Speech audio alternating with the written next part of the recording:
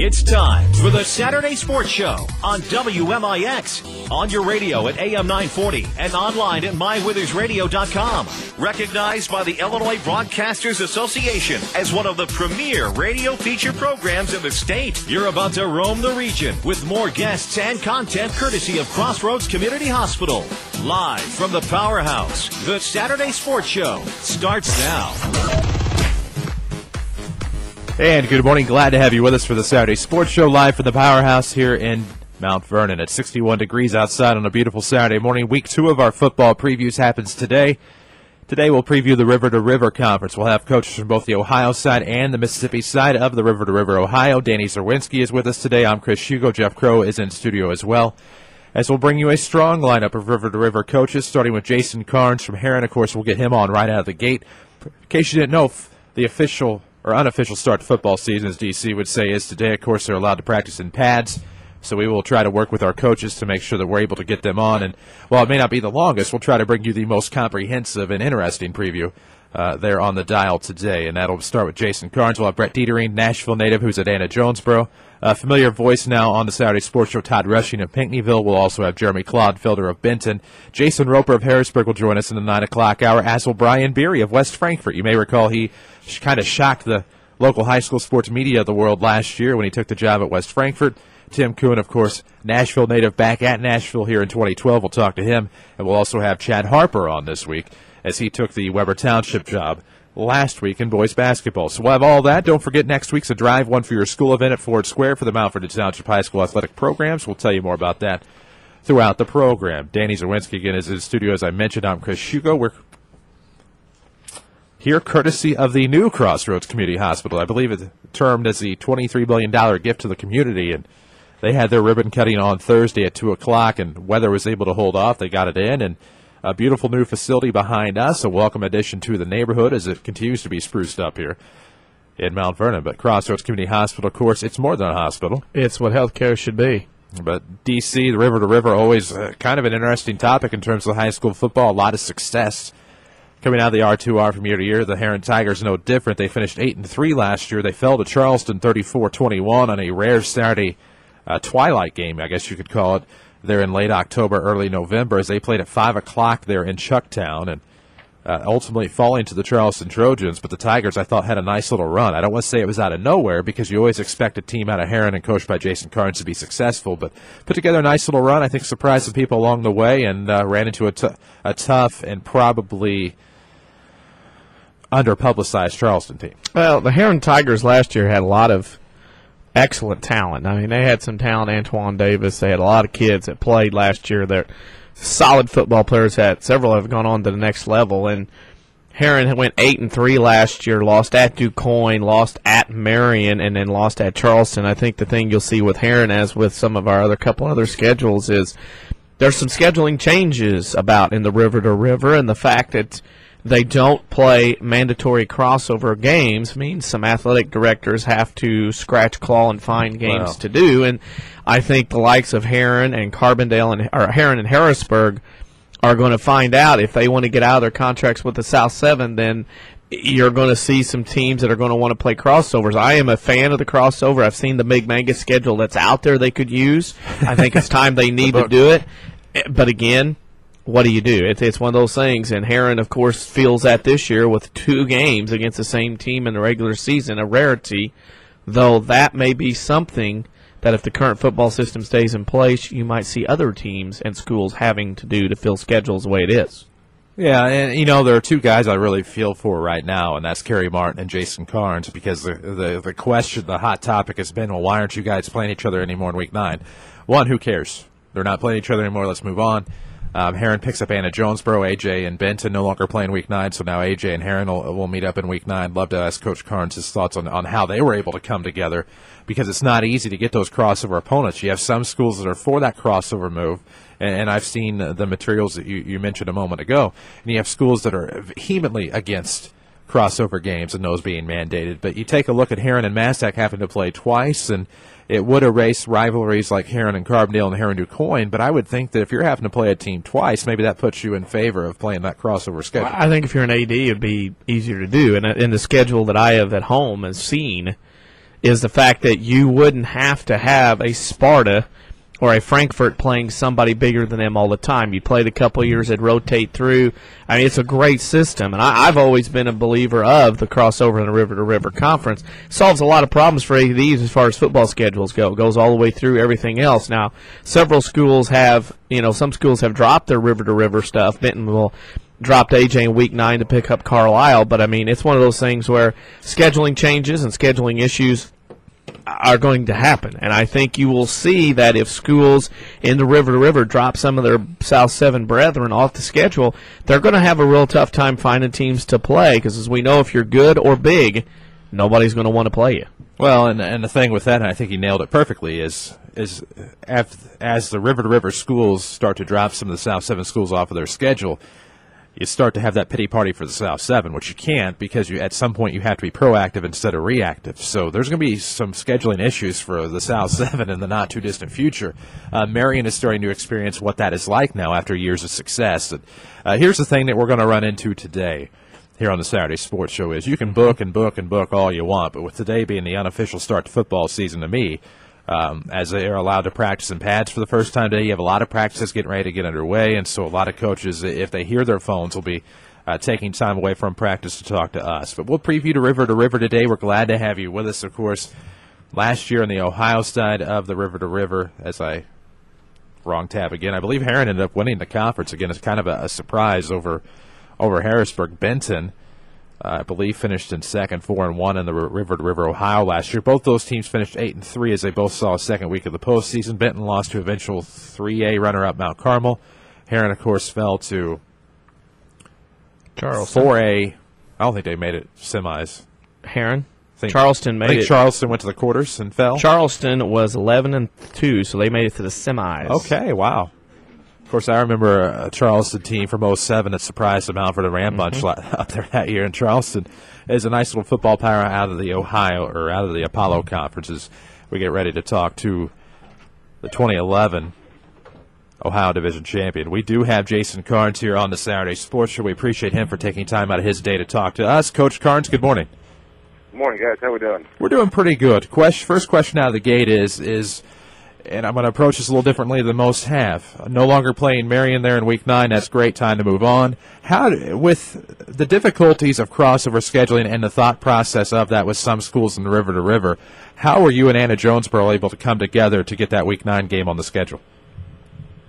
Just kind of, you kind of hear things being a coach and hearing maybe in a couple of years team is going to possibly not renew a contract here and there. We'd heard that Ann and Benton may not be playing anymore and just got a hold of Coach Detering ahead of time and he was interested. And, Anna's always stepped up and pretty much crossed over to play anybody on our side. So, what a great program we got in the schedule now with Anna-Jonesboro, and Detering does a great job. So it's a very good game for us, Week 9. Of course, conversely, as you're able to get a nice game for Week 9, unfortunately, you have to play a conference foe twice, as you have Massac County Week 1, and then you'll play them again in the conference season. What went through your mind when you learned that there would be no other option than to play Massac County twice in the same season? People out there hear different things, and the truth of the matter is, people want to think we didn't try very hard. I've tried for about 16, 18, almost 8 months, almost 2 years. I've been here 7 years head coach. We haven't played the same team 2 years in a row, 1-year contracts. We got in with that Kentucky thing with schools. But, my two options were play Warren Central out of downtown Indianapolis. John Hart used to be coach at Mount Carmel. They called and had a big Adidas jamboree thing, be on ESPN2 and get paid like thousands of dollars to play over there, or go to downtown Chicago and play. And I just feel like being a high school program in the South with the schools around here, there's no reason why, unless you get in the playoffs, you shouldn't have to travel more than 2 hours to play a high school football game. We're not on the college level. Can't get on a plane or a big charter bus and take off. So we contacted IHSA. We worked very hard with Massac County, with Kelly Glass and Parker Windhorse, and looked for some other options to play some other teams, and maybe they'd freeze their contract for a year, and then we'd play for 1 year and give us more time to find another Week 1 game in 2013 and work out. So we contacted IHSA in the winter, and they said there's quite a few teams up north that do that play twice. You just have to keep your conference game to conference game, and when you week 1 game against Massac is not a conference game. Everything counts the same, so that's where we're at. Speaking of where you're at, after a second-round drive into the playoffs last year, you come back into this season.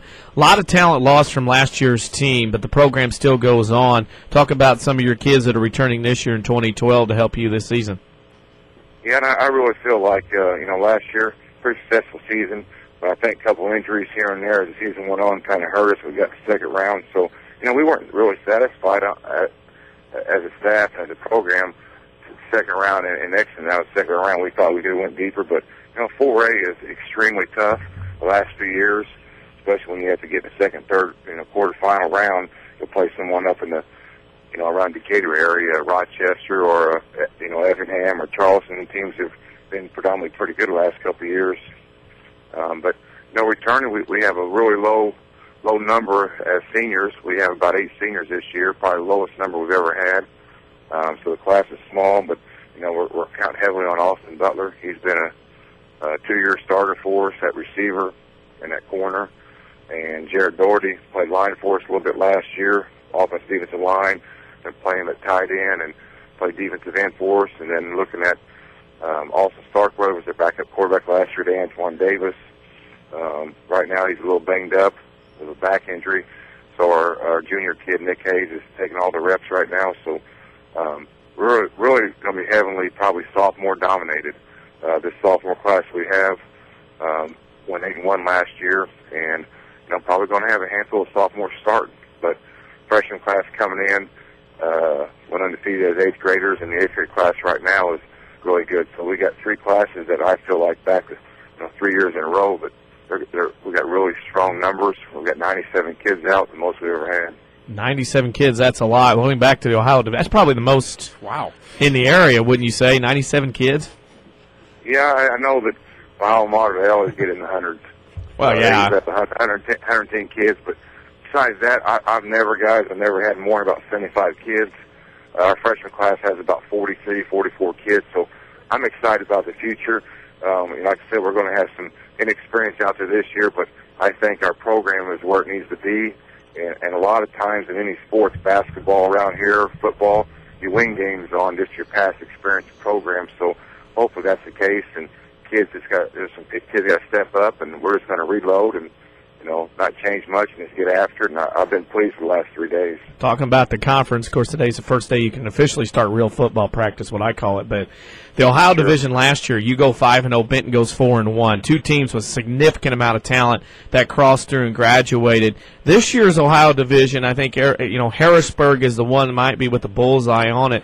What are your thoughts on that, and or there's some other teams that might sneak up and surprise some people as the season goes along?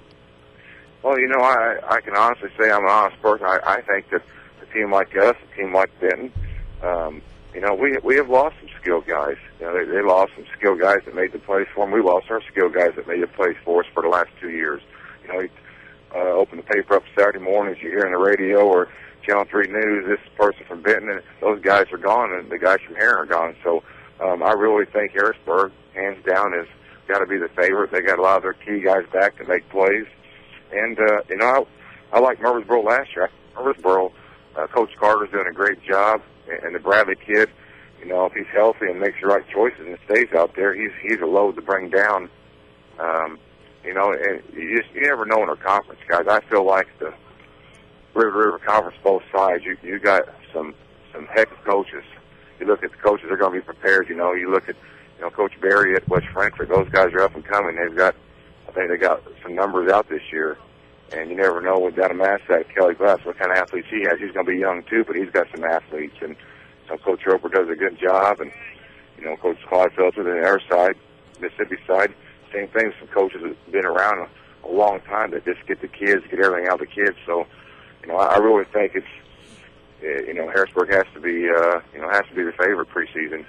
We've started something new around here this year with our sports show, and we call our weekly WMIX Sports Question of the Week. And this week's question is, which professional sport, uniform, hat, or helmet is your favorite? Professional sport, uniform, hat, or helmet is my favorite? Yep. Ooh. I know. Come on. I know you can help me, Brady Hoke. You can help me pick that one, but I'll let you pick your own. Ooh. It has to be professional? Yes. Can't be college, right? Not this week. Okay, professional.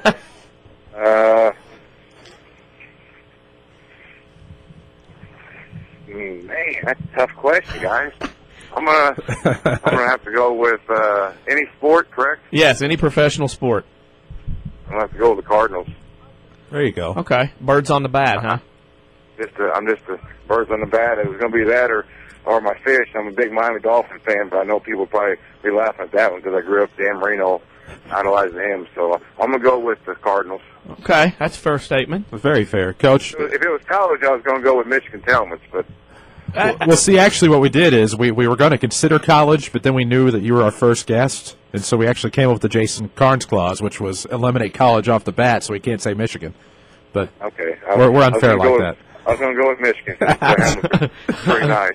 Coach, before we let you go, first, thank you for taking the time to join us this morning, and secondly, thank you for using logic with high school kids when making your schedule. I've been a part of many 5-hour trips, and thank you for taking the best interest of the kids into account when putting 2012 together. Well, I appreciate that. I appreciate everything you guys do, and it's just hopefully, we did this to us in Massac to maybe open some eyes and maybe some teams on the other side. Maybe we'll start maybe getting in the right direction to where we eventually cross over, or we make one big conference like some schools up north in the next couple of years. A lot of schools are making a 10-team conference, kind of like the Black Diamond, closing it.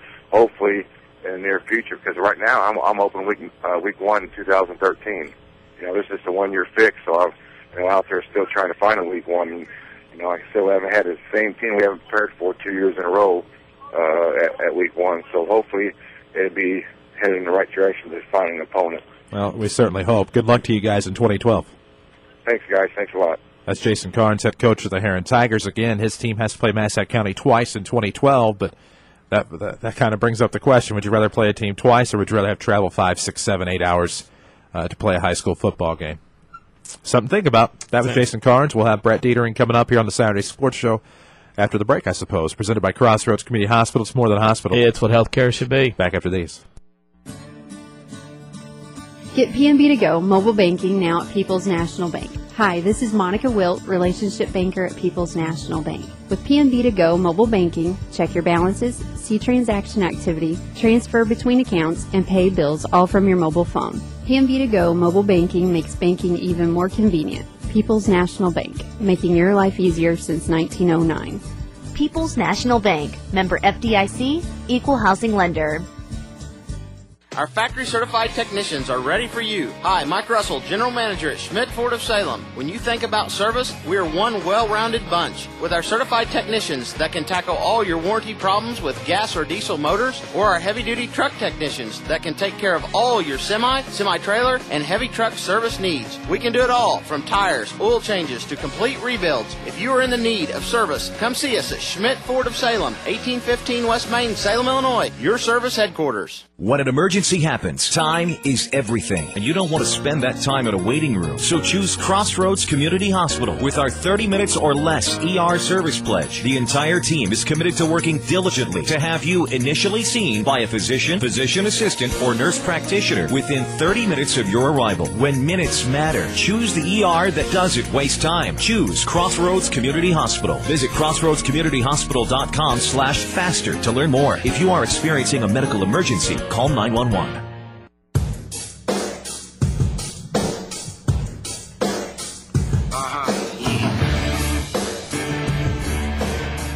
And we welcome you back to the Saturday Sports Show, WMIX, MyWeathersRadio.com. It's presented by Crossroads Community Hospital. It's more than a hospital. It's what healthcare should be. Glad to welcome to the program now Brett Detering, of course, head coach of the Anna-Jonesboro Wildcats. They finished 9-3 last year, falling to eventual 3A runner-up Mount Carmel in the postseason. Coach, good morning.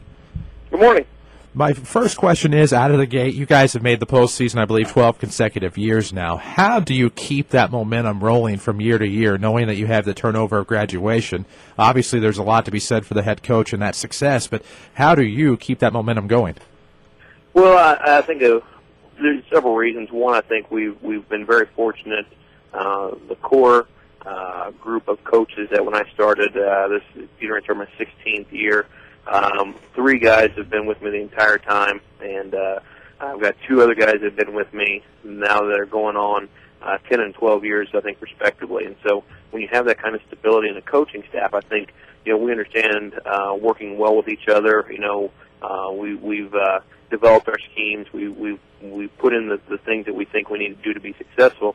And that's the first part. And the second part is, I think success breeds success, and the kids, there's an expectation, of how we go about things. This is how we practice. This is how we prepare, and these are the things that we do, and they're just kind of handed down. So when we get a new class of sophomores that start working with the varsity, they kind of see how things are done, and so that just kind of keeps things going. In a small school, talent fluctuates, and so the other thing that I think we've been able to do is we've changed up our offensive schemes and defensive schemes based on our personnel. We don't really necessarily we have a general philosophy, a general idea of things we'd like to run, but if we think our personnel fits something different, we're going to adapt and kind of change things up just so that we feel like we put our kids in the best possible situation so that they can be successful and hopefully ultimately win football games. You bring that up, and that fact of last year you lose 14 seniors, one of the best quarterbacks in Southern Illinois, Brady Wright, amongst others. You return a lot of young kids this year to AJ. Is it kind of a source of pride with the kids coming in saying, we don't want to be that team that breaks that playoff streak at Anna-Jonesboro High School? Well, that is something that we talk about. We have, like most schools, we have banners hanging in the gym, and we've got one that's got the playoff years on there, and so each year that we put another year up there, we say, hey, for those of you that are going to stay in this community, and that may be quite a few of them, you may have kids that play in this gym, and you're going to walk in there, and you want to have that hanging over your head every time that you walk in there, and your year is the one that's missing, or your year was the year that a new streak started, things like that. And so there's 12 groups of seniors that have gone before you. That they take pride in this streak as much as you do. They started it, they kept it going. They want to see it continue, and that's a challenge year in and year out. But that's certainly something that we address, we embrace a little bit. Hopefully, that is a motivating factor for our kids. Year in and year out, your team's always in the running in the Mississippi Division. Last year, finishing second to Pinckneyville, though you go 9-3, losing to Mount Carmel after defeating obviously El Dorado and Breeze Central to get to the quarters. Another successful year. Talk about the kids that you have coming back this year that'll help your team in 2012. Well, we were senior dominated last year, so we do have quite a few new kids and some kids who are going to get their first taste of varsity football here in about less than 2 weeks away. We've only got basically three returning starters on offense and about the same 3 on defense, and that presents challenges for us, and so.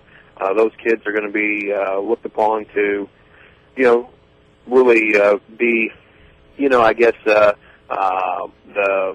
big kids or the leaders on offense and defensive sides of the ball, the guys that we are going to rely on because of that experience, because they've been down the road before. On defense, I'm fortunate I got 2 inside linebackers that are back, and I got a D tackle that's back, and I have 1 corner that's back, and the 1 linebacker was only started about half the games, but 1 started all the games. So, kind of got 3.5 starters there, and so, fortunately, with teams running the ball as much as we do, having 2 linebackers that had a lot of varsity experience is something to build upon. Offensively, I basically have 2 linemen back, and I've got a fullback back, and it's not our traditional fullback there where we've normally been pounding the fullback with just running the option. Last year was a little bit different with being in the passing offense and spreading it out a little bit. So that's something we'll have to look at going back. And so got a new quarterback pulling the trigger, and that's something that's always an interesting development. Just because I've always allowed my quarterbacks to change the play at the line of scrimmage, and you talk to any coach, whichever coach is holding the pin last will always win. If you ever hear coaches talk, well, if you're doing this, I would do this. Well, if you're going to do that, then I would do this. And it goes back and forth. And what I try and convince my quarterback is, you're the guy that can hold the pin last for us. You're the guy that can change the play on the line of scrimmage and get us into a good play. And if you spot something that a defense is overshift or they got a blitz coming off of one side, if you get us out of a bad play and into a good play, that's a good chance to hold the pin last. And so having the chance to develop that quarterback so he sees what I see, and so he and I are on the same page, takes a little bit of time, and that's something that we're really trying to work through. You look at your schedule this year, and Anna-Jonesboro has always been one, like I believe, is that you guys have always tried to play, obviously the 5 conference games, but 4 crossover games. This year, Benton off the schedule, Herrin on the schedule. How did that schedule change come about? Well, Benton decided that they didn't want to play us anymore, and so they were upfront about it, and they'd been telling us for a couple of years they were kind of looking around for a new Week 9 game, and so they were able to find somebody. So we were looking, and then Herrin contacted us, and I was, I'll be honest with you, I was a little bit leery of Herrin only from the standpoint of that is the Herrin-Marion game, and that's been a huge rivalry game for a long time, and I didn't want to be a part of breaking that up, and so I kind of told Coach Martin, said, hey, this is something I want you guys to try and figure out, and they had multiple meetings between Herrin and Marion, and they couldn't seem to get things worked out. They were trying to work out a Week 1 game or something like that, and ultimately we needed a game, and Herrin said, hey, we're not going to play Marion, so we can play you or we can play somebody else, and so we went ahead and signed up to play a two-year deal with them. So, I hate to see those long-standing rivalries break apart. I do understand that at times one school may end up with an advantage because of size, or Marion's probably about twice the size of Herrin now, and so I understand those things, but I just hate to see those long-standing traditions kind of go away. Last question for you as we go along. We know practice and everything's going on this morning. We do a not a Facebook question, but a weekly sports question here. What is your favorite professional sport uniform, hat, or helmet? Favorite professional sport uniform, hat, or helmet? Well, I'm a huge Dallas Cowboy fan, so you got to put the star on the helmet. To me, is something that's recognizable wherever you go, and so I kind of partial to the Cowboy helmet with the star. So that's something that a couple of my coaches are Cowboy fans, and so that's something we take a little bit of pride in. Not so much the last few years because it hasn't been good, but still faithful fans there anyway. Nice to know that you and I think exactly alike. Great minds do think alike when that team comes around. Absolutely. Coach, I know you're busy with practice, but wanted to thank you for taking the time to join us today on such a busy day. Always good to catch up with you and the AJ Wildcats. Always love to talk football. Anytime, guys. Thank you. That's Coach Brett Detering, of course. Nashville native. One half of a set of identical twins as well, in case you were curious. But Coach Detering, good people, and glad to have him on the Saturday Sports Show today. WMIX, MyWithersRadio.com, courtesy of Crossroads Community Hospital. It's more than a hospital. It's what healthcare should be. A little behind, but no big deal. We'll talk to Todd Rushing of the Pinckneyville Panthers on the flip side of the break. We're back after these. Kyle Busch now trying to scamper back up. The meat in the sandwich is Brad Keselowski. The NASCAR Sprint Cup Series is on the Motor Racing Network. Coverage continues Sunday with the Finger Lakes 355 at the Glen from Watkins Glen International. Hear it live at 11 a.m. on the Motor Racing Network, the voice of NASCAR. And for ticket information, go to motorracingnetwork.com. Southern Illinois' FM home for the MRN is Q106.3. Hi, I'm Elaine. I've been a nurse with Good Samaritan for many, many years. One of the best things about my job is knowing that I work for a hospital that cares so much about the community. We're dedicated to attracting the best physicians and investing in the most advanced medical technologies. Whether it's radiology, oncology, or advanced heart care, we provide some of the nation's most advanced treatment options right here in Southern Illinois. That way patients never have to travel far from their families to receive the care they need. I'm always happy when families come visit. And starting in 2013, that sort of thing will happen even more. That's when Good Samaritan opens our all-new Regional Health Center. Everything about the new center has been designed with patients in mind. It features all private rooms and family-friendly areas that make it easier for visitors to stay overnight. I can't wait to see what Good Samaritan does with this exciting new facility. Good Samaritan Regional Health Center. Raising a hospital, raising the bar. More Americans are on the move today than ever before. One of the most popular modes of transportation is the motorcycle. Motorcycles take us to our jobs, school, to the beach, and all around the country. If you're a bike rider, your Pekin Insurance Agency, Page Insurance on Crownview and Mount Vernon, wants to make sure you have the best insurance protection while you're riding. Ask about the money-saving auto cycle discount and the experienced driver discount, too. Call Page Insurance at 242-7000 today about motorcycle insurance from Pekin Insurance.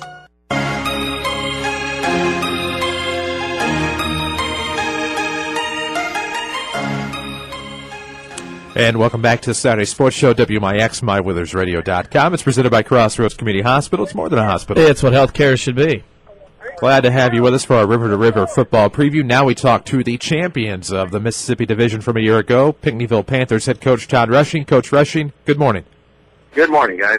You know, a pretty good year last year. I know we had you on over the summer, talked some summer football. You guys win the division conference championship, so to speak. You're able to make a nice postseason appearance. But I suppose my question for you, I know we kind of dabbled into this earlier over the summer, of course. You guys have a new field there, new high school. Things are kind of, completely redone. Beautiful facility. We have pictures on our Facebook page.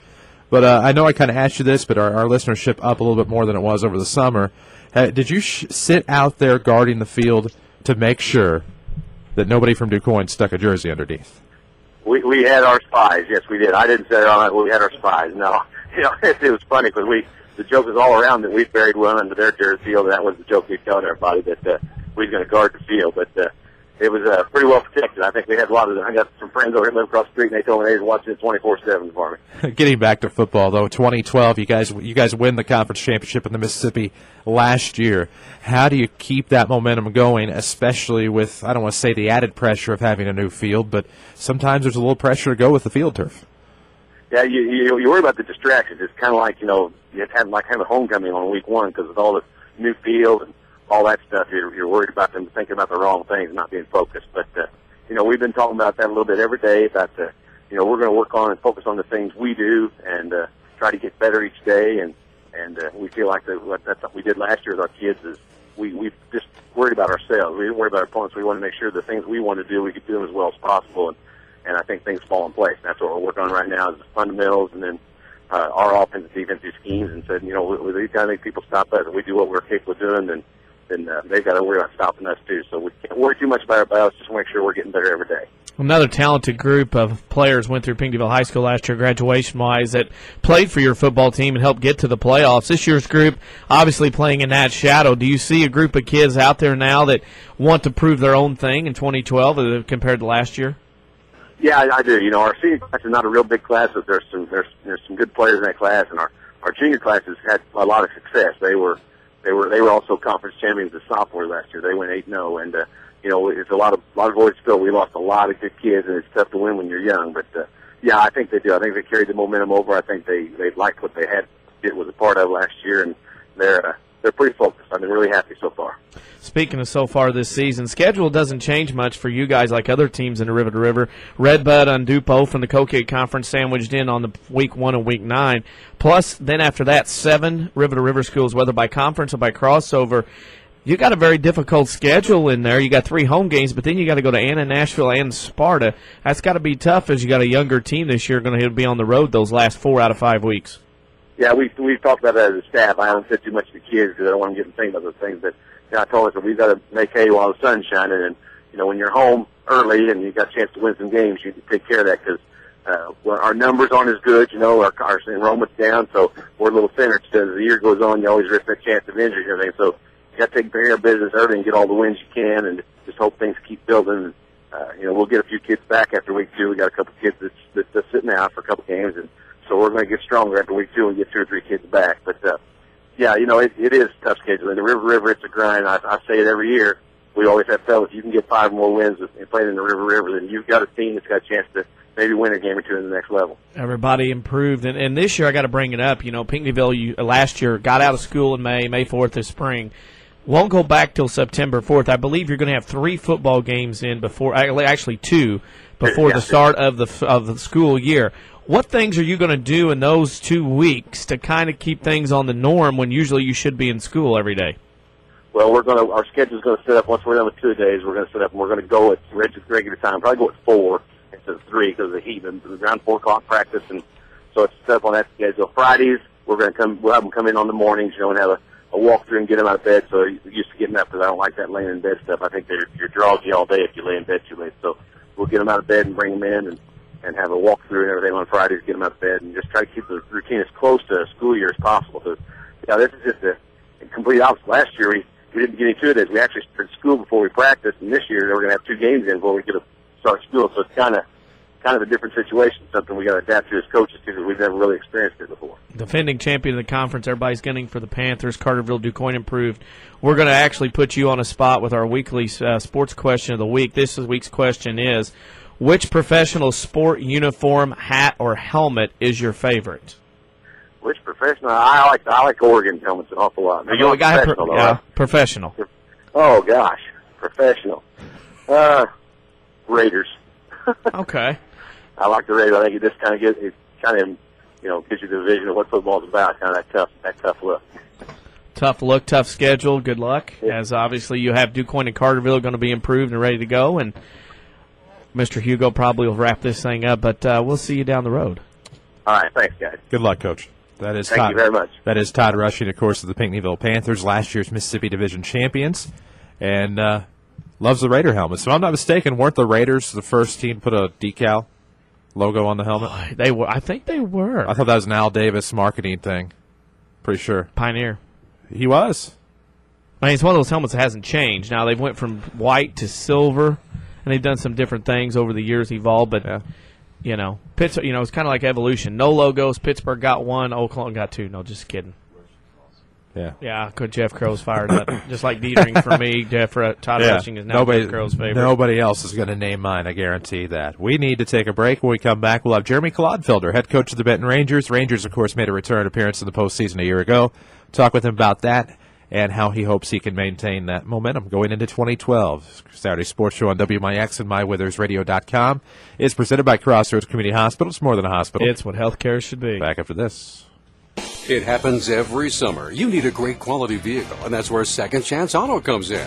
Family owned for the past 32 years, Second Chance Auto has been the cure for summer new car fever. No one has a better selection of vehicles priced under $10,000. Almost all their vehicles come with a generous 3-month, 3,000-mile warranty. There are no dock fees, no shipping fees, and no processing fees like those new car dealerships. Just low prices. Second Chance Auto, Route 142 East in Mount Vernon. Call 244-4582. Second Chance Auto. Save thousands of dollars on your education at Red Lake College. RLC offers over 100 degree and certificate programs allowing you to get to work or transfer to a 4-year university. The fall semester is quickly approaching, but there's still time to enroll with walk-in registration through Friday, August 17th. RLC's trained counselors will help with registration and scheduling. Classes are conveniently located on campus and in-district locations near you. For more information, log on to rlc.edu or contact Red Lake College's academic counselors at 437-5321, extension 1266. When an emergency happens, time is everything, and you don't want to spend that time in a waiting room. So choose Crossroads Community Hospital with our 30 minutes or less ER service pledge. The entire team is committed to working diligently to have you initially seen by a physician, physician assistant, or nurse practitioner within 30 minutes of your arrival. When minutes matter, choose the ER that doesn't waste time. Choose Crossroads Community Hospital. Visit crossroadscommunityhospital.com/faster to learn more. If you are experiencing a medical emergency, call 911.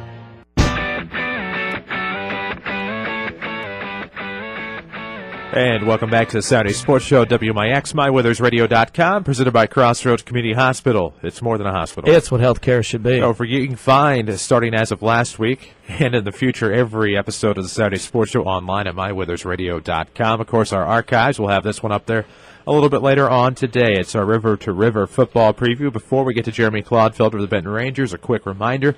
Next week is the Drive One for Your School event for Mount Vernon Township High School. Goes to the entire athletic department. So their big fundraiser. Of course, next week between 9 a.m. and 3:30 p.m., you can test drive a select Ford or Lincoln motor vehicle and $20 per test drive.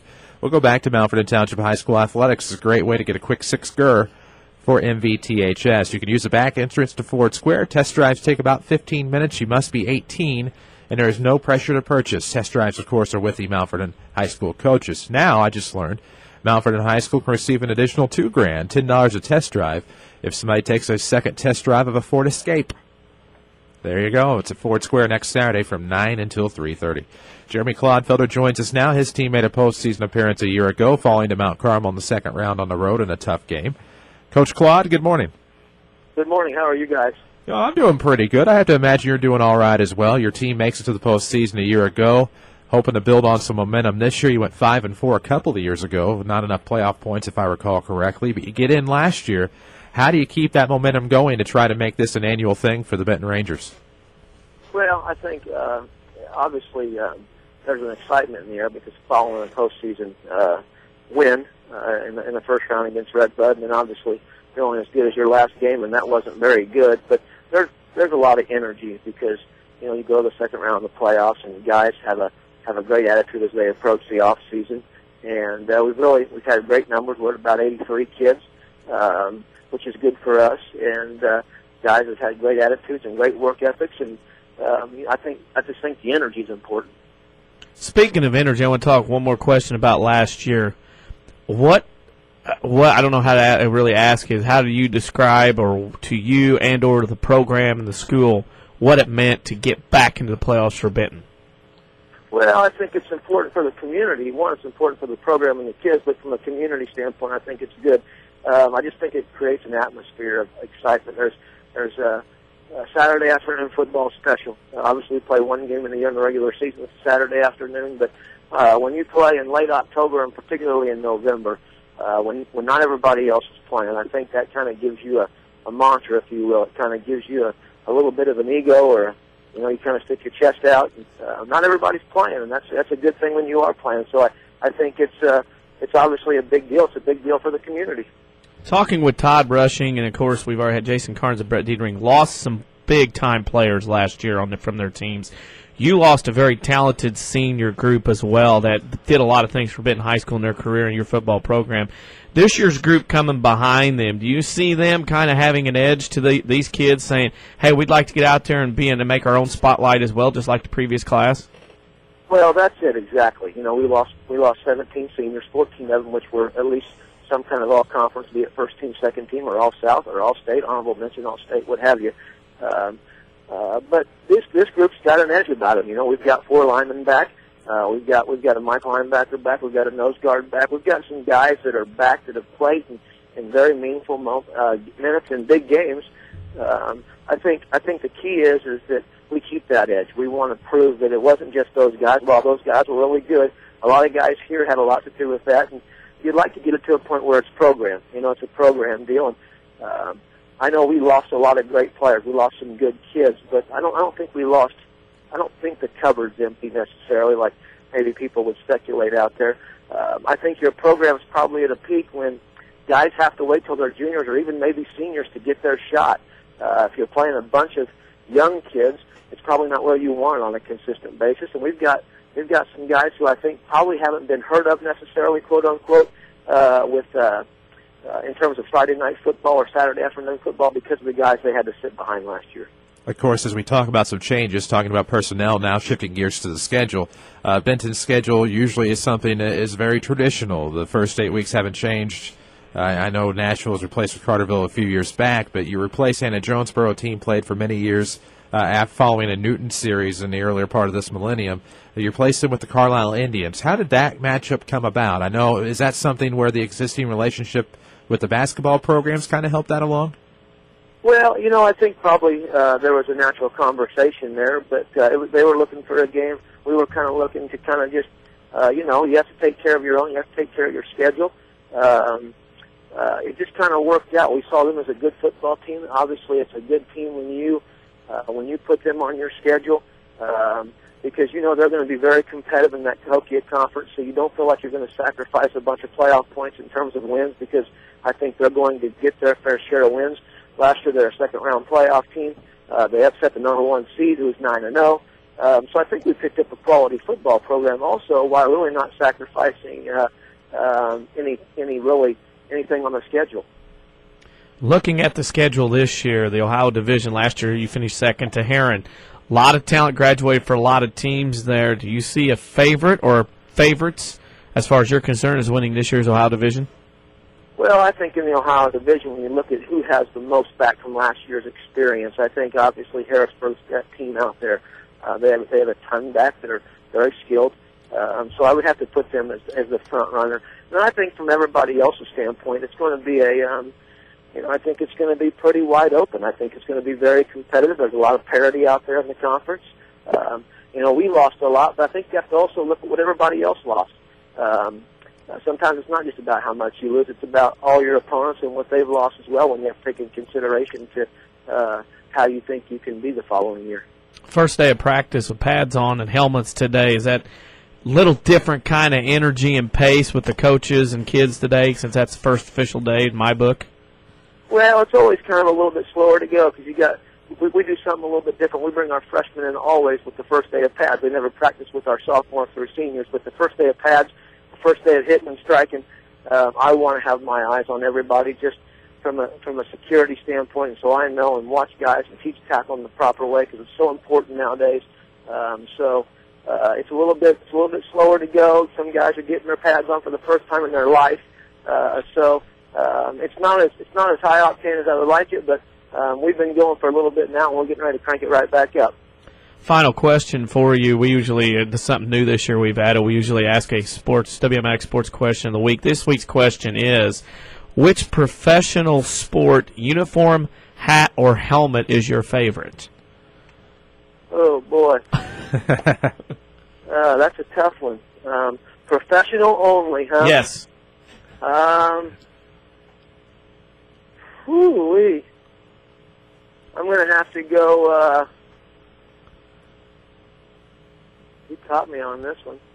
I guess I would go pretty plain Jane, and I think I'd probably say I like the Pittsburgh Steelers helmet.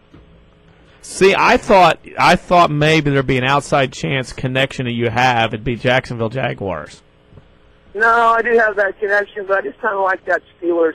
I like that one side. It kind of reminds you of that Alabama, that tradition. It's the one side steel, the 3-star deal, and the kind of one side blank or the numbers. And you know, they all wear so many throwback stuff nowadays. You don't know what they're going to show up and wear. Like your boys, I just saw the apparel yesterday, or the uniform change for the Michigan game or the throwback game or something like that.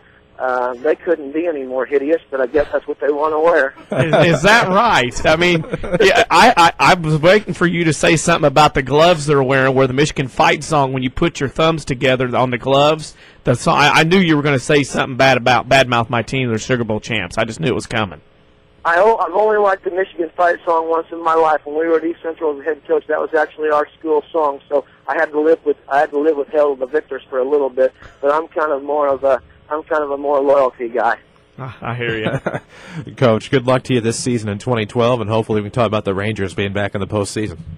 I appreciate it, guys. Thanks for having me on. Thank you. That's Jeremy Clodfelder, Benton Rangers. Of course, his team went 8-3 last year, and looking for success in 2012. Of course, you can catch Benton Rangers action on our sister station, Q106. That's 106.3 FM, and WQRLradio.com, as we do our best to promote all of our properties, and there are quite a few of them. Sometimes we forget to do that on one or the other, but Benton Rangers action on a Dana Communications station, sister station at WMIX, WQRL-FM.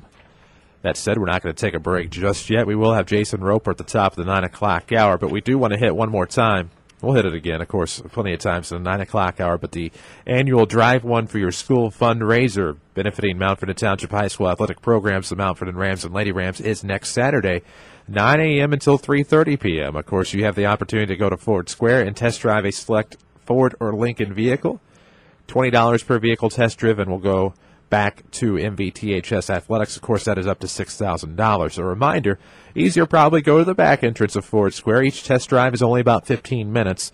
There's no pressure to purchase, of course. You won't drive with any salespeople. Not that their salespeople are high pressure anyway, but test drives, of course, are conducted with Mountford and Township High School coaches. So maybe you'll have the opportunity to ride with Jared Shaner or Clint Turner or Connie Hari Blair or Tim Holloway or Quinn McClure or, heaven forbid, Scott Gamber, somebody like that. Who knows? But you need to be 18 to do that. Of course, if you go back for a second test drive, I believe, for a Ford Escape, an additional $10 per test drive, up to $2,000. So a chance to raise up to $8,000 from Mountford and Township High School next Saturday at Ford Square.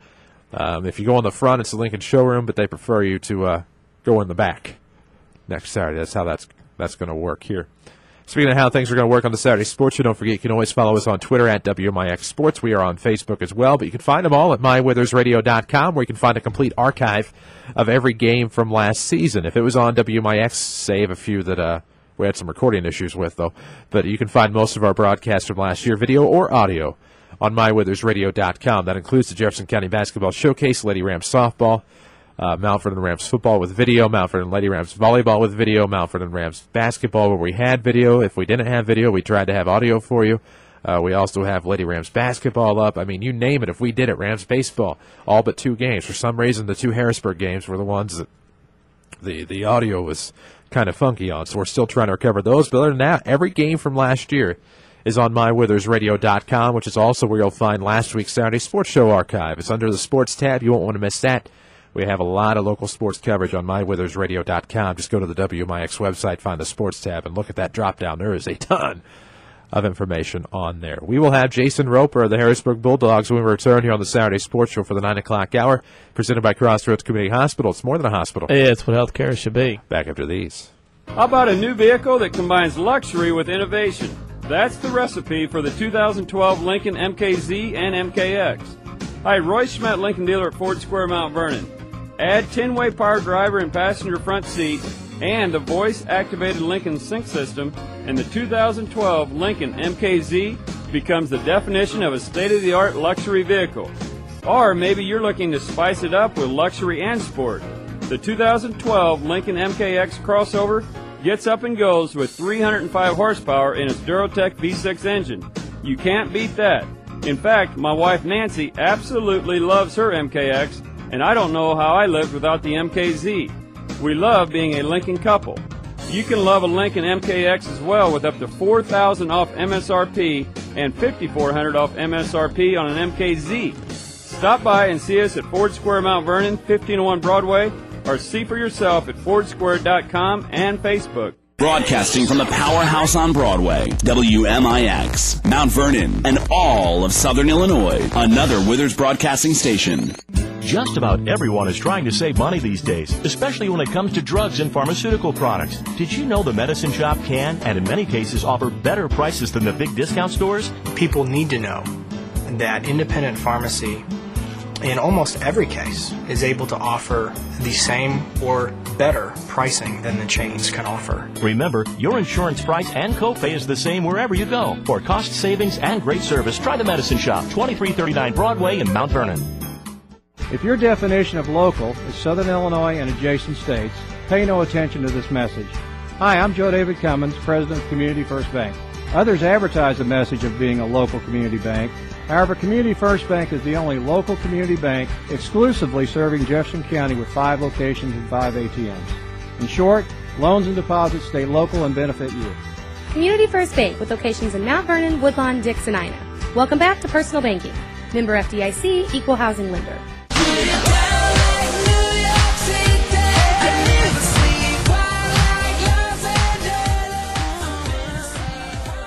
And welcome back to the Saturday Sports Show, WMIX, mywithersradio.com. Chris Hugo with Danny Zerwinski and Jeff Crow in studio with you, presented by Crossroads Community Hospital. It's more than a hospital. Yeah, it's what healthcare should be. I cut the ribbon on that $23 million remodel. Practically a new facility behind us. Our neighbors to the southwest, Crossroads Community Hospital, couldn't do it without them. Also, proud to welcome to the program for the first time in 2012, Harrisburg Bulldogs head coach Jason Roper. Coach Roper, good morning.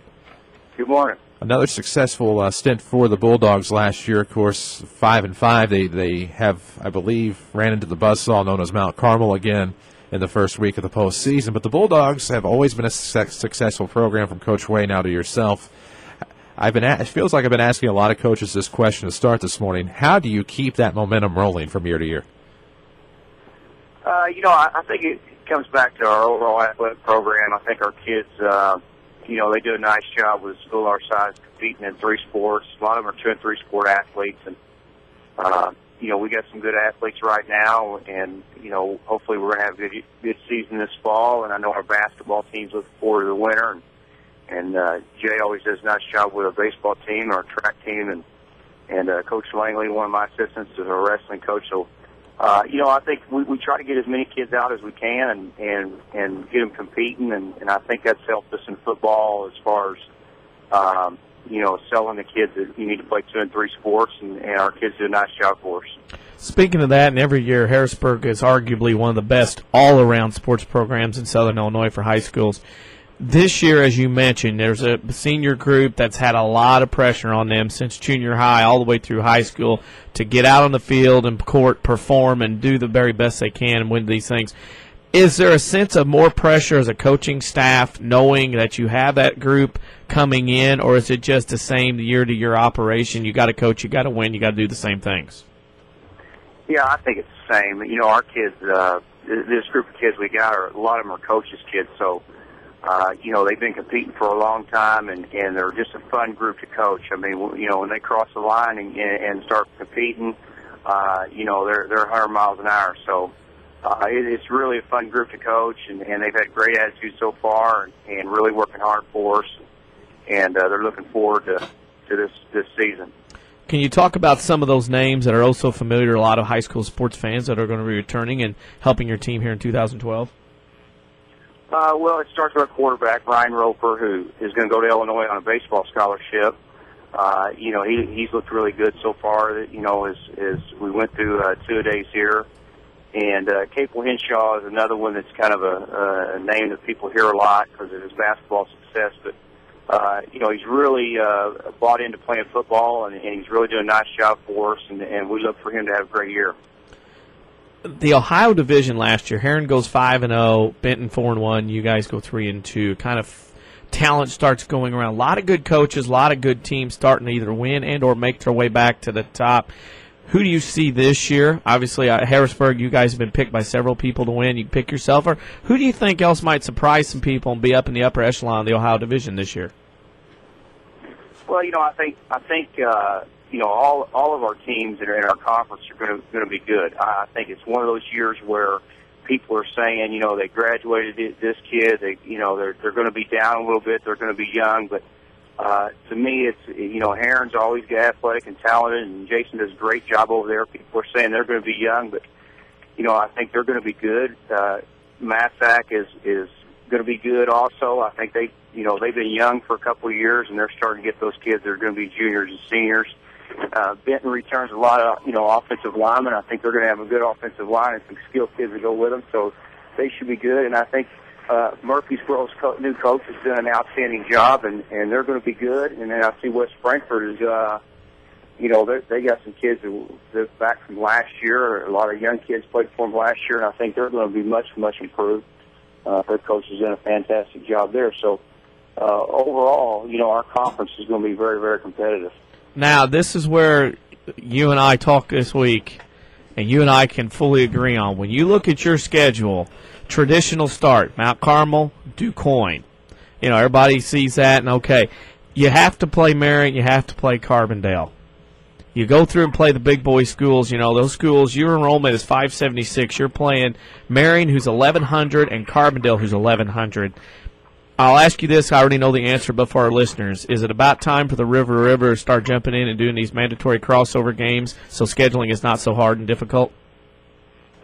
Yeah, I think so. I mean, if you were to look at the time, like we've talked before, you look at the times that the Mississippi's gone head-to-head with the Ohio, I think the Mississippi has the advantage, correct? Yes, they're about, since 96, all the games I could find, about 20 games over 500. Mississippi Division is. Okay, right. So, you know, they play good. You know, there's good football play over there. You know, Anna-Jonesboro, DuQuoin, Nashville, Pinckneyville was much better last year. Going to be good this year. You know, so I think it's a situation where, you know, with schedule, we've got, you know, Herrin's playing Massac twice. You know, it's just really kind of a strange situation that you have a River Conference, and you know, there's crossover in every other sport but football. It's kind of hard for me to understand. And again, we're in a situation where we're playing a couple of South 7 schools that are bigger than us.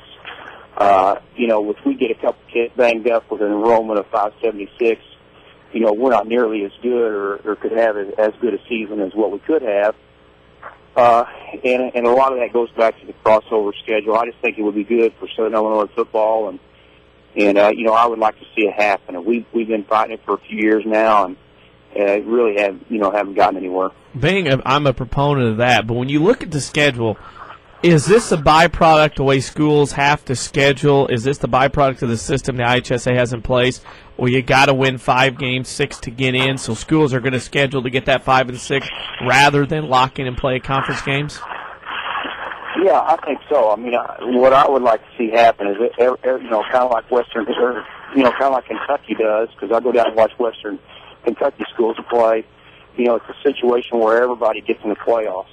That's really what I would like to see happen. That way, if you want to go out and schedule somebody that's bigger than you, you're not going to have a problem with it because, you're still going to get in the playoffs, and playing those bigger schools is going to make you better. When you're in a situation where you got to get 5 wins, it seems like everybody's trying to drop people, pick up somebody that's down, and it's just really, really not a good situation. We've got schools that are in our conference that have dropped schools in the Mississippi just to pick up somebody that may not be as good, so they can pad their schedule a little bit, and that hurts the crossover. So, hopefully someday we'll see it happen.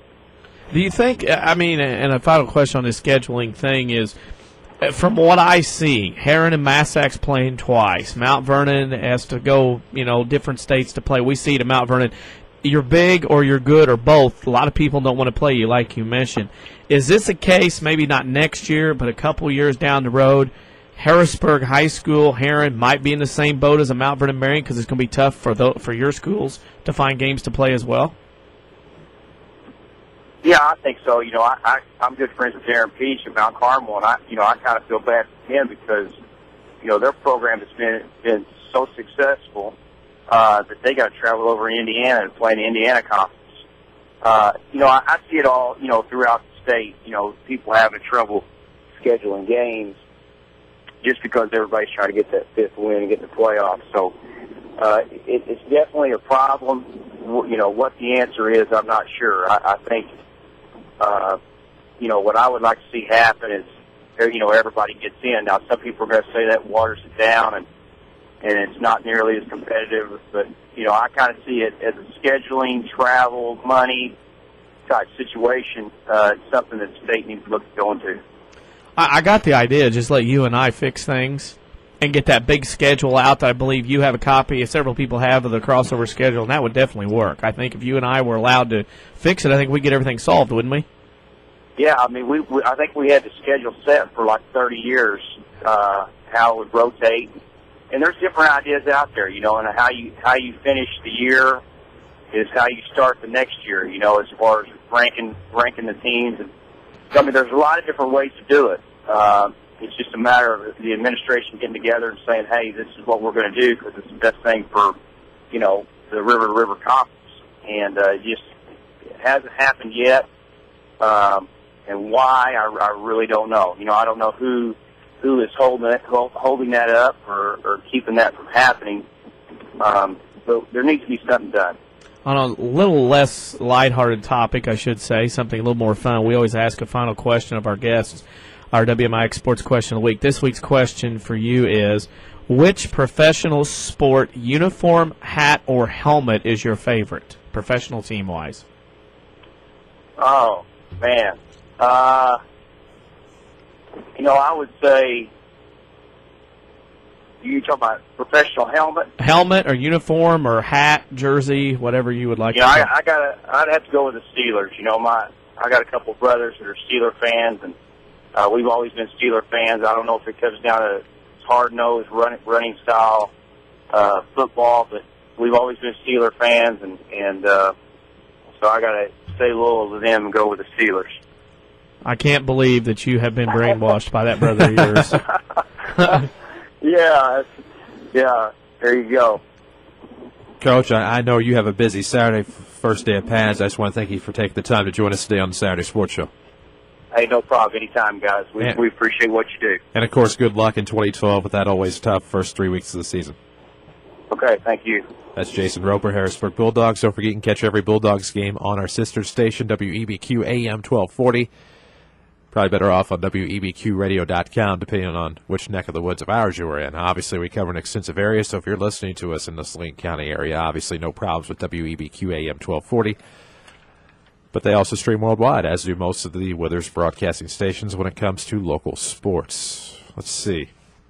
Brian Beery still to come here on the Saturday Sports Show. We'll use this opportunity to slip out for a break. When we come back, we'll actually talk a little bit about the Drive One for Your School event, preview upcoming weeks here on the Saturday Sports Show, and who knows what else we'll get into. The Saturday Sports Show is presented by Crossroads Community Hospital. It's more than a hospital. It's what healthcare should be. Back after these. We are merely days away from Mount Vernon Rams football. Friday, August 24th, the Rams host defending 4A state champion Rochester. Join Chris Hugo and Danny Zerwinski for the Rams and Rochester Rockets at 6:40 on AM 940. Or watch online at mywithersradio.com. It's Mount Vernon Rams football on WMIX and mywithersradio.com. Well, I've played in them, and having a chance to call a World Series, John, well, there's nothing like it. Well, Mike, last year was very special. I get the feeling this one could be as well.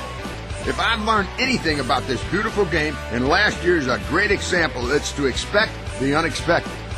Oh, yeah! David Freese has just sent us into game number 7. As the Cardinals go for 12-12, we have all the action on today's Hot Country 50,000-watt WMIX FM. Listen all summer long. When an emergency happens, time is everything, and you don't want to spend that time in a waiting room. So choose Crossroads Community Hospital. With our 30 minutes or less ER service pledge, the entire team is committed to working diligently to have you initially seen by a physician, physician assistant, or nurse practitioner within 30 minutes of your arrival. When minutes matter, choose the ER that doesn't waste time. Choose Crossroads Community Hospital. Visit crossroadscommunityhospital.com/faster to learn more. If you are experiencing a medical emergency, call 911.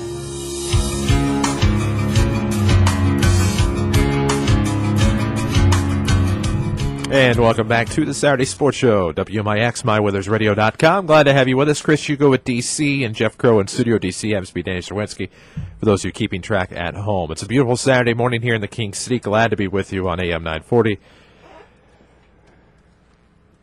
Lost my note. There it is. Drive one for your school. You know what? Why do I even need notes? Drive. It's like the 17th time they've had to drive one for your school event. Notes are down, DC, don't worry. Next Saturday, of course, 9 a.m. to 3:30 in the back showroom of Ford Square. Go in, take the back door in. Yeah. This is the guy to my left that got on to me for reading scripts. Now I've gotten out of that habit, and I got to sit here and watch you read it's scripts. a flyer. Same difference. Still tells Anyhow, I am not looking at it. You have to be better than that. Well, I am better than that, typically. Exactly. But it's early. Okay. I'm not a morning person by any stretch of the imagination Gotta anymore. be ready to go. Okay, well, here you go. It's a drive one for your school event next Saturday at Ford Square. You can test drive a select Ford or Lincoln motor vehicle, and up to $6,000 can go back to Mount Vernon Township High School's athletic programs. Of course, that's $20 per vehicle test driven, up to $300. I'm doing the math for you, basically. 9 a.m. to 3:30 next week at Ford Square. Test drive a select Ford or Lincoln, and money goes back to Mount Vernon Rams and Lady Rams Athletics. You can't beat that. They usually hit $6,000 every time. This year we're going to try to help them get to $8,000. And how are we going to do that? Well, a select number of you are going to go back and test drive a Ford Escape, and then $10 extra will go back per Escape test driven, up to $2,000. So get up to $8,000 for Mount Vernon Rams and Lady Rams Athletics next week at Ford Square. And then guess what? We're not done. The week after that, the 25th, it's Woodlawn's turn. So help support Jefferson County Athletics at Ford Square the next 2 weekends. You guessed it, at Ford Square. There you have it. That's that. Without the flyer in front of me, there we go. This is, now, seriously, if we count these up, there were a couple years they only did one, and then they found out we could do two. So I think this is actually 1, 2, 3, 4, 5, 6, 7. This is might be like number 10 by now. That's like 60. That's $60,000. It's a lot of money. It is. Kudos to Ford Motor Company and Ford Square for making that happen. A lot of money for the athletic department because need funds are needed right now. New school or not, you need those funds every year for supplies, equipment, uniforms, and whatnot. Oh, yeah. It's not easy. Travel. And there's things going on now that football scheduling, we're seeing it. I think it's going to be a trend because we know that northern schools are playing each other twice in a year, and you're not going to see schools let teams go travel 5-6 hours away, 2 or 3 states away. You might see some doubleheaders on schedules as football goes along. I really thought that Jason Roper hit the nail on the head, and let's do a system like Kentucky. I'm all for that. Something's got to be done to change to get people to play each other. Here's the thing that you run into with that is, well, we don't need a 9-0 team playing an 0-9 team. Whatever. You know what? If you need to eliminate, if you don't win a game, you're not in, whatever, fine, whatever. There's ways around it. But, yeah, you're exactly right. There's ways around everything. Have you seen the River to River schedule packet? Oh, yes, I have. That's color a big, coordinated thick, by years? Yes, that is a big, thick book. Quality. I mean, it's phenomenal. Leo Tolstoy has nothing on the river to river. Oh, book. Warren Peace called and said good luck. I mean, it's a good schedule. I'm not knocking. I've been a proponent of a crossover for the river to river for years. Now, of course, that's going to throw. People are going to say, "Oh, the rivalry's gone." Well, Harrisburg El Dorado played for 150 years, and that's been gone for 10 or 12. So who cares? You know, I know Carbondale Murphy would like to play, maybe play a Thanksgiving thing if you got to play each other. I don't know. Right. But maybe another idea that I had with a friend of ours, Jeff Profit from DuQuoin, was set it up where you play your conference. Obviously, you play 3 crossover games and leave that 1 week open. Sure. So you could keep a rivalry or play who you want. Yeah, there's ways around everything, and so that is no different. And you know, if you keep week 1 open or you keep week 9 open, obviously you do yourself a better favor by doing that. But there's no reason a crossover can't be successful. And for 16 conferences, there is no reason to not make an arrangement with somebody similar to your size. And I really think that, you know, the Apollo MVC thing may not be able to go on for very long, but, you know, I really feel like some conferences miss the boat on trying to set up something like that, and that's unfortunate, but you can only do what you can do. There's some static from the smaller schools, and looking at enrollment sizes, there's some static. Some schools don't want to play, and they're going to get beat up, and they're going to do this. I understand that, but also the fact that there is a rotation schedule that would work and is out there where you wouldn't have to play the same bigger schools all the time. Or, as another idea I have said for years, whether it's on our sister station in Benton or here, conferences need to all get together south of 70 and talk about realigning conferences based on need, enrollment, schedule, and sports. I've said that for a few years now. Wholeheartedly agree with you. And while we have a chance, because the next 40 minutes or so are going to be rapid fire, we may not have time to approach the topic again. Our WMIX Sports Question of the Week, you can tack it on Facebook or you can find it on Twitter. Basically, it doesn't have to be a logo, but which professional sports uniform, hat, helmet, what have you, is your favorite? DC kind of alluded to earlier that Dallas Cowboys star would be in contention, but is that what it is? What is yours? Old-time antique would be the Pittsburgh Pirates hat of 79. Okay. Current favorite, because it's my team, is the Cowboys. Brett Detering's a smart guy, so, you know. Carl, I assume yours is the Oakland Raiders helmet. Exactly. Mine is actually, and this is it's probably going to throw some people for a loop and be, what are you talking about? Mine is the hat of the Chattanooga Lookouts.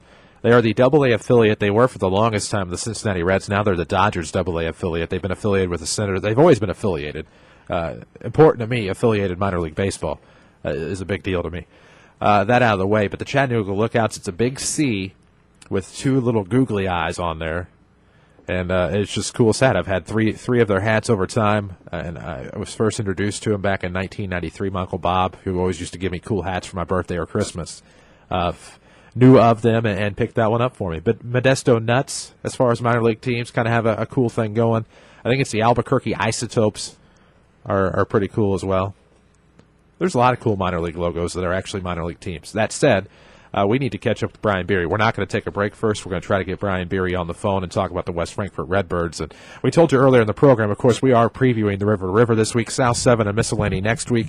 We do have Jared Shaner confirmed for next week as we'll talk Rams football, of course, leading into Rams football season. You're home for every game of Mount Vernon Rams football, WMIX, with video on mywithersradio.com where applicable.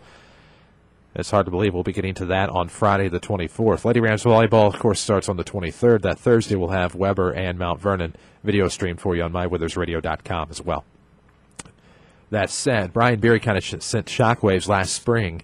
Not last spring, but spring before, when he took that job at West Frankfort after it opened, after Chad Spence gave it up, and kind of sent shockwaves through us.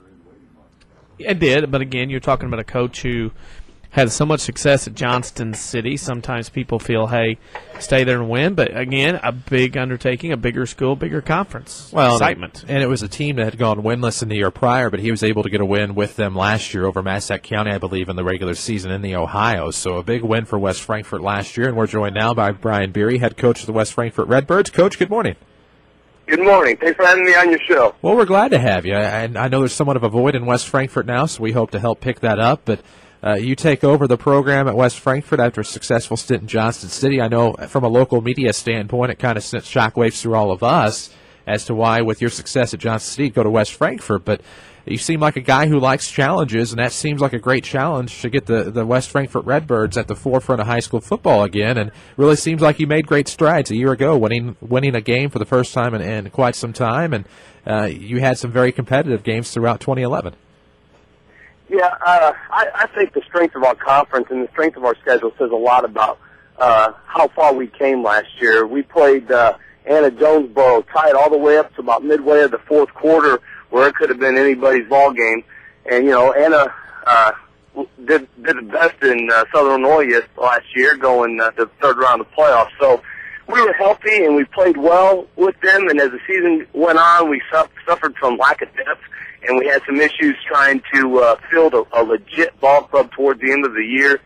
And the margins of our losses got kind of bigger towards the end. But we were able to play with a quality Murfreesboro club that ended up beating DeCoin. So, I think we made some definite gains last year.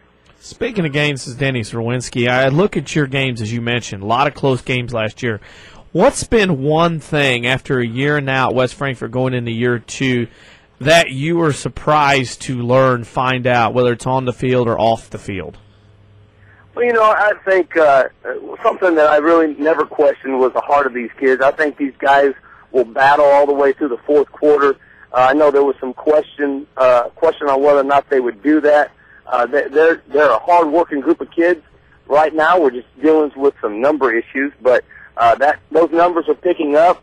We got some new kids out this year that are juniors and seniors that have never played before, and we're getting them trained up. So, we're making definite good strides in the right direction. Good strides in the right direction. Frankfort, a team that has had some playoff success getting in previous years. You had that at Johnson City as well. Talk about some of your kids that you're going to be counting on in 2012 to get this thing turned around back into the playoffs. Well, I tell you, a lot of the kids are back that we relied on last year.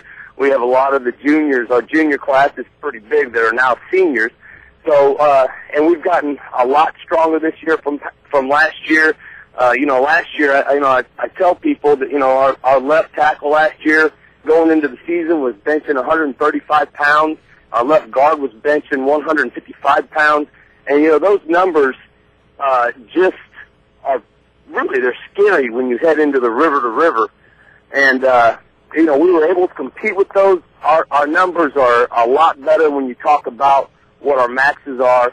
So I think that's going to put us in a definite it's going to play to our favor. It's going to be more of an advantage with our strength, not just in athleticism, but it also is going to play in I think it'll prevent us from getting injured as well. Weightlifting is a great thing, not just making you a better athlete, but also will help prevent injuries. I'm looking at your schedule, and you came from the Black Diamond, in which all the teams in the conference played each other for 9 weeks. You come into West Frankfort, you're playing all 9. You got 5 conference games, 4 crossover games with the River to River. Hot topic today, and talking to the other River to River coaches, is crossover games in the River to River. Are you looking to keep West Frankfort playing your 4 non-conference games in a River to River crossover theme? Well, right now we're not looking at really making any changes to our schedule. So for right now, yeah, I would love to see maybe a couple non-River games enter our schedule, just to kind of get a different feel for other teams that are in the area. But for right now, we're going to stay with the River to River. Your team opens up with a couple of tough road games against playoff teams at Anna, at Pinckneyville, host Nashville. Then you have a 3 out of 4 week stretch on the road before finishing up at home with a couple of games. Only 4 home games this year. How tough is that going to be on a young team like yours? Oh, it's going to be tough, but in my opinion, whether you're on the road or at home, it shouldn't affect you too much. The only thing it affects is, it kind of throws your schedule off a little bit for what you like to do with your team on game days. But, I expect my kids to perform whether we're at home or whether we're on the road. Speaking of performance, the Ohio division, Herrin wins it last year. Benton is there some team or teams you're looking at to obviously be a favorite to win that Ohio division this year?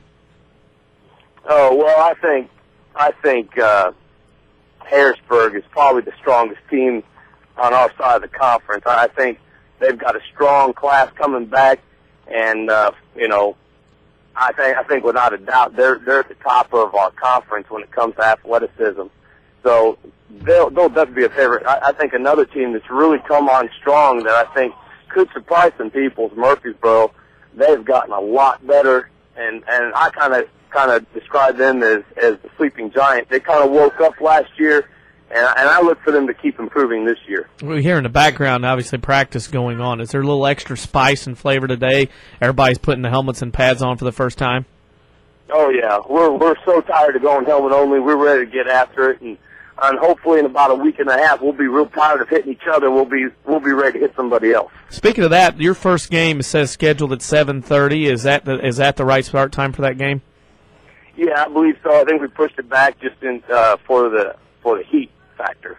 Heat factor it is. And one last question before we let you get back to practice, and we know you're busy, is we ask a weekly sports question, our guests and different people. This week's sports question is, what professional sport uniform, hat, or helmet is your favorite?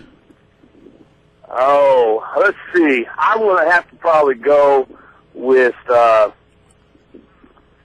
Notre Dame. I grew up around Notre Dame, and the Golden Domes are something I really like. Okay, that's college. What professional team do you like? Oh, yeah. Professional. See, all you high school coaches, don't feel bad, because every other coach we've had on this morning has tried to slip in a college And thing. we have to admit it's by design. It's Yes. completely by design. Yeah. That's because we watch so much college football, because pros, they've kind of changed the game. It's kind of like full court basketball the way they play these days. Oh, but, yeah.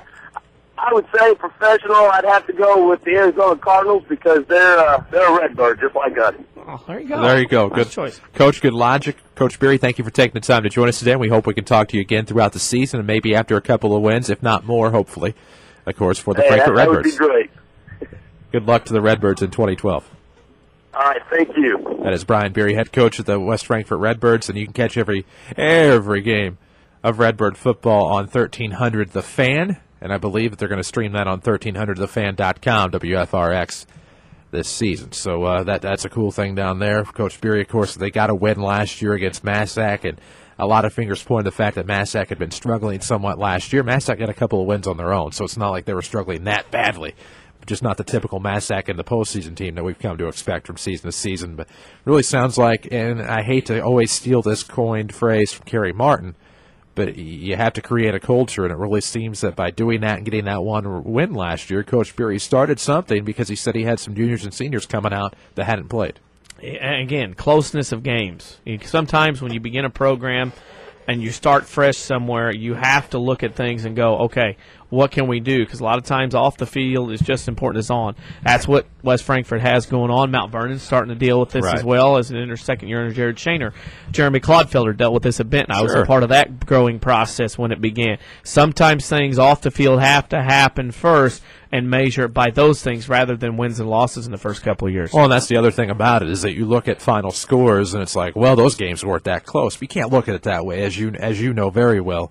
You know, he mentioned it and hit the nail on the head, that AJ game last year in week 1 was close until about midway through the fourth quarter. And that's usually how it ends up happening, is that these teams who are trying to get that culture started, that culture created, just kind of tend to run out of gas against the traditional powerhouses because, you know, they've been there. They know what they need. They know what they have to have in the tank to get over the hump. And, you know, it's all about the changes made, and we certainly root for the Redbirds to return to success and glory there on the Ohio side of the river to river. And you mentioned Mount Vernon. Of course, we'll talk to Jared Shaner next week, but, you know, just some of the changes they've made aesthetically, of course, as we'll get to our next guest in a moment after the break. But, you know, for instance, their coach's meeting room no longer looks like a jail in there. I mean, they did some painting. They put a nice little gridiron with the Rams logo on the wall. It's a little mural that Coach Shaner and Coach Kessler worked on in the offseason. A couch in there now. It just looks a lot better and a lot different. It's more inviting than some of the walkthroughs that I had done through the stadium in the past. So things like that make little differences, little nuances that can help with your program and make it more inviting for kids to come out and want to win. Chad Harper, as we switch gears on the Saturday Sports Show, will come after the break. We'll talk about him making the decision to take the head basketball job on the boys' side at Weber Township after it was vacated and held for only not even a month or so. Prior to that, we'll talk more about that after the break here on the Saturday Sports Show, bottom of the hour, presented by Crossroads Community Hospital. It's more than a hospital. It's what healthcare should be. Back after these. It's back and better than ever. Rend Lake College Golf Outlet's Super Demo Day on Saturday, August 25th. Major manufacturers' representatives will be on hand to answer any questions about your favorite equipment, plus free balls and fittings. You can test the latest and greatest golf equipment in the industry from Callaway, Mizuno, Cobra, Bridgestone, Adams, and more. Enjoy free hot dogs and soft drinks at Super Demo Day only Saturday, August 25th from 10 a.m. to 4 p.m. at the Rend Lake College Golf Outlet off of Potomac Boulevard in Mount Vernon. The Orthopedic Center of Southern Illinois proudly welcomes Dr. Brian Steinke to their medical staff. Dr. Steinke is an orthopedic surgeon specializing in spine surgery, treatment of the injured back, and will provide the newest state-of-the-art procedures in the region. Dr. Steinke is fellowship trained in spine and brings prestigious credentials to the center. Dr. Steinke will be seeing patients at the Mount Vernon and Centralia locations. To set up your appointment with Dr. Steinke, call 242-3778 or visit their informative website at orthocenter-si.com. Discover the difference. All right, I want to ask you something, but you have to promise not to laugh at me. Okay, what? Do you think the State Farm jingle really works? Like, for real? Like, if you sing the jingle, will your agent actually appear and help you out? Yeah, of course it works. I saw it on the internet. In reality, having your own State Farm agent means having a real person to help you when you need them. Tony Wilt in Mount Vernon is that State Farm agent. So call him today at 242-1421.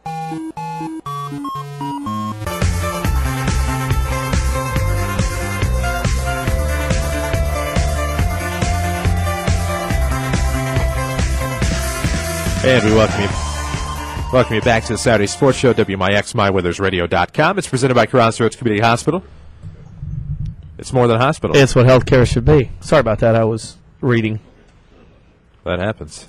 Doing some multitasking, which I am known to do on occasion. We're trying to catch up with Chad Harper here on the Saturday Sports Show. We'll work on that as we go. And might have had a typographical error. Typo. That happens. I do it all the time. We'll work on that, and we'll talk to Chad Harper. Of course, he has taken the job at Weber Township after leaving Waltonville last year, but he will take the job at Weber Township, stays in Midland Trail Conference. It'd be good to get his thoughts and his thought process, of course, for taking that job, because I remember trading a couple texts with AD Sam Root out there about, what's it going to take, and patience will be key. And you think with a guy like Chad Harper who's been there before, that might be something. He was part of that run in the Super. He was on staff with Clarence Gross as head coach. I always forget that. Gabe Savita, who's now the head coach at DuQuoin. Because you remember Chad Gabe, Harper. and it's like I forget that Chad was a part of that, and part of a great run. And Chad, of course, did a good job at Waltonville. One of the loudest, and I've been to several loud gyms. One of the loudest gyms I've been in was at North City those two nights when Weber Township won those games, beating Frankfort in a sectional. You did those games, didn't you? Yeah. On Q106 as part of the road to Peoria. I forgot about that. Of course, I listen to doesn't matter. Yeah. We have Chad Harper on now, head coach at Weber Township. Coach Harper, good morning. Hey, good morning to you. First question for you. I know everything that happened at Waltonville. You depart that job. Weber comes open again after being occupied for about a month. What was your thought process when? Did Sam Root approach you? Did you approach Sam Root? How did that all go down? Yeah, Sam and the administration contacted me and asked me if I'd be interested, and something happened with the coach before, and he really took another job, but he wasn't going to be able to complete it. And I told him I was very interested, so we kind of set up a little interview, and I went over there and talked with him, and everything kind of worked out. Speaking of that, 2 years of Waltonville, very successful, turning around a program. Obviously, younger kids coming through. You're going to do the same thing at Weber Township. Have you had time to meet with your team or yet at this point? I haven't had an opportunity yet. I'm going to wait till school starts, and Coach Beatty and myself, we have a little schedule that we already got planned out, and whenever school starts, we'll take that and roll with it. Of course, you mentioned Brad Beatty, of course, going to be your assistant there. Very freshman coach at Mount Vernon for a time, but very successful grade school coach as well. How important is it to go into Weber Township knowing that you have your own assistant, a guy that you've handpicked or were able to get with yourself, going into a job where patience is going to be required, but not only that, great leadership on all levels? How huge is that? How clutch is that to have Coach Beatty alongside going into that? Well, it's extremely clutch. It's very important. Coach Beatty and I, we grew up together in that little town of Bonnie, so I've known him all my life, and we both understand that, his voice is my voice and my voice is his voice, and like you said, it's going to take a little patience, but, we're just going to go over there, teach the kids how to play the game right, teach them how to work hard in practice and just compete at their highest level. And then, like I said, the results will follow. But, it's going to take a little time. It's not going to happen overnight. Coach Beatty can teach the game. He's wonderful. He knows the ins and outs. And they're just going to get taught how to play the game, and it's going to be up to them when they get out there on the floor. Speaking of knowing the game, you don't have to do a lot of scouting or learning because you're just changing teams but in the same conference. Midland Trail Conference, a difficult conference. What do you see at this early stage in August for 2012-2013 in the Midland Trail Conference? It's going to be tough. There's not going to be any cupcakes going through there. Every night you get on the road or play at home, you got to be ready to play. I know Woodlawn's always going to be good. I know Waltonville's going to be good. If I'm not mistaken, from what I heard was true, Sandoval has a chance to be good. Odin was young. So Sisney's going to have, I think, 4 of their 5 starters back. So it's going to be a tough road. The kids are going to have to be ready to play each and every night, and it should be exciting. It should be exciting, though. I'm extremely excited to take over, and my goal is I want to build a program. I want to build a program and then start seeing some results and be successful. Speaking of building, and we're going to ask one last question of you, our WMIX Sports Question of the Week. Which professional sport uniform, hat, or helmet is your favorite? Oh, I have to say the Oregon Ducks football. Professional. You can't go college. Every other coach this morning, is trying to sneak in the college gig, but we did it on purpose. Professional. Professional. I'm going to have to go with my team, the Arizona Cardinals. That's right. Nice. You are a big-time fan of them. I've forgotten that. Yeah. Oh, yeah. I got to go with my Arizona Cardinals. I like the bird on the side. Very nice. Coach Harper, first of all, good luck to you at Whipper Township. I am glad to see that you're staying in the high school coaching ranks and looking forward to what will hopefully be a nice long run for you at Whipper Township and some consistency in that job. Well, thank you, and I appreciate it. And we certainly look forward even more now to the Jefferson County Basketball Showcase coming up in the fall months. Chad Harper, of course, new head coach at Whipper Township. Glad to have him on the show here today. We need to take a break. When we come back, should be our last break. When we come back, we'll have Tim Kuhn, head coach of the Nashville Hornets, and talk about how you can go home again. This is a Saturday Sports Show on WMIX and MyWithersRadio.com. It's presented by Crossroads Community Hospital. It's more than a hospital. It's what healthcare should be. Back after these. Tired of trying to find the Chicago Cubs on TV here in Southern Illinois? Tune your radio to 98.9 Wish FM for the Chicago Cubs. Last one of the year. Deep left field. This ball's got a chance. Gone. Pat Hughes, Keith Moreland, and Judd Surratt bring you all the action of the Cubs radio network on Wish 98.9. Don't miss a pitch on Southern Illinois' FM home for the Chicago Cubs. This ball's gone. 3-run homer. Alfonso Soriano, and the Cubs have broken open. Are the features with your free checking account disappearing? Hi, this is Nina Reitnauer, relationship banker with People's National Bank in Mount Vernon. A free checking account from People's National Bank includes unlimited check writing, online banking, no minimum balance requirements, bill pay, a Visa check card, and only takes $100 to open. Stop by People's National Bank and get the free checking account you deserve. People's National Bank, member FDIC. Non-usage fees may apply.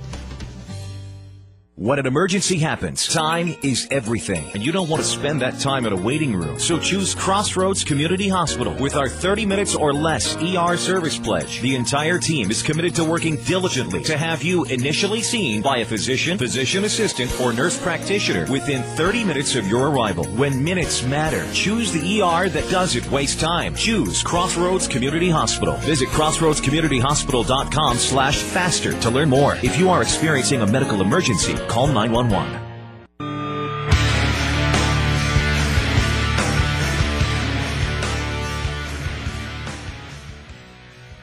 And we welcome you back to the Saturday Sports Show, WMIX and MyWithersRadio.com. We're glad to have you with us, courtesy of Crossroads Community Hospital. It's more than a hospital. It's what healthcare should be. Chris Hugo with Danny Zerwinski, Jeff Crow in studio with you here this morning as we wrap up our River to River football preview. We've had, this will be 7 of the 12 River to River coaches. This one's a new head coach. It's a Nashville native returning to his hometown to coach the Hornets this year. It's Tim Kuhn. Coach Kuhn, welcome back to the area, and good morning. Thank you. Good morning to you. You know, you're a 1988 graduate of Nashville Community High School, of course, football player there, played at Greenville for a year. Eventually, after helping coach there, Coach Reeder in Nashville, you end up back at Blackburn to play, and then ultimately become a coach. Long story short, after some years in Missouri, you are back home. How does it feel to be back in your hometown as the head coach of your team? Sorry. Go ahead. Just how does it feel to be back as the head coach of your hometown team? It's a tremendous opportunity, as a head coach, and couldn't ask for a better situation, couldn't ask for a better staff. Coming from the Missouri area, St. Louis area specifically, football from there to Nashville, Southern Illinois, what are some of the differences you see so far? I just think just the overall size of school. Being at Hazelwood West, we had 2,600 students, and being at Brentwood last season and having 300 students, I think it gave me kind of a better barometer of coming back to Nashville. Coming back to Nashville, the Hornets finished 3-6 last year, playoffs in 2009 and 2010. This year's team, who are some of the kids you're going to be relying on, and how many players do you have out for football this year? We're currently at about 65, 9 through 12, and some of our returning starters and key players for us right now would be Tristan Gill, our senior linebacker and guard, Alex Kaplan, our senior quarterback and captain, and also Caleb Harper. He'd be one of our wingbacks and defensive backs. And looking at your schedule, your team that plays obviously in the river-to-river Mississippi Division, also adding along Carlisle, Mater Dei, Columbia from the Metro East area, along with Frankfort. Very tough schedule for the Hornets year in and year out with those same opponents on the schedule from the Metro East area. Well, we talked about, when we first met, myself and introduced myself to the team, that, the expectation around here has always been 500 or better, and that's any sport at the school, and anything below that is considered an extreme disappointment. So, and then with the conference and as well as the non-conference schedule we play, the expectation has to be raised even a little bit higher. So, that's the thing we're really preaching and really working this summer as well as early in fall camp here. I like the word expectation because when you're talking about Nashville, like Harrisburg, arguably two of the better all-around high school sports programs in the South, when you're dealing with that expectation for Nashville where everybody expects to win, how is that for a coaching staff to deal with and or players knowing there's a little bit of pressure, everybody wins here, we got to do it too? I think we need to thrive in that environment and feed off. I told the kids again in that first meeting that, we set the table for the school year. So how we come out will help kickstart the other sports when it comes to the winter, and then it'll carry over into the spring. And it's our job to get it going in the right direction from the first kickoff on August 24th. That expectation, we need to feed off of that. Of course, the old adage has always been that you can't go home again. What is it that led you to want to seek the job at Nashville at your alma mater? Just to reestablish what the tradition that was here, the opportunity. I wanted to be a head coach again, and it just so happens that it's at NCHS. I couldn't ask for a better situation. I got administrative support. I've got a great staff, and just getting the kids to believe in themselves and believe in what we're doing, and that's what we're doing right now. A kid was saying this because I had talked to your AD at the golf tournament you were playing in a couple weeks ago. I was on a team behind you. We were laughing. Is your AD feeling any heat and pressure? And we say this kiddingly about Pinckneyville's got turf, DuQuoin's got turf, Carterville's got turf. Have you been in his ear like I have about when's Nashville going to get some turf? Oh, I think everybody associated with the football program, anytime somebody drives through Pinckneyville, they're putting a bug in his ears. But so it'll be a potential work in progress. It should be nice to have, but we'll work with what we got for right now. But, yeah, everybody's been putting that bug in his ear. Hey, is that a case where, you get together with all the coaches and the extracurricular people that could use that and go, hey, we all need to go raid Neil Hammond's office to let him know that everybody can use this? Yeah. No, we're not quite there yet, but it's a work in progress. Speaking of work in progress, the Mississippi Division, last year Pinckneyville are the champions. How familiar are you with some of the teams? And if you got a pick this year maybe to be a favorite to put a bullseye on to win that SIRR Mississippi Division? Oh, you always have to look to Anna-Jonesboro, or you look to the DuQuoins, and then with what Coach Rushing's doing in Pinckneyville. Those are three quality programs that we're going to have to catch up to and see what we can do. So I would look at probably the road always goes either through DuQuoin or Anna. It seems like when you're coming out of the South, and with what's going on in Pinckneyville, the football in this area has gotten just better and better. It seems like every year. Coach, we obviously like to be very lighthearted here on the Saturday Sports Show, and it seems like through everybody I've talked to from Nashville, there are two keys to success. One is winning, and the other one is always making sure that radio voice Bo Meyer has his fair share of peanut M&Ms. And it seems like if you can do that, the rest of it's cream cheese. it takes care of itself from there. Yes. I wish it was only that easy. Coach, I love peanut M&Ms myself, so. Have you been able to? I'm sure you know Bo Meyer from being from Nashville. It seems like you can't. Sure. He can't. The guy can't walk on the street without being a national celebrity. But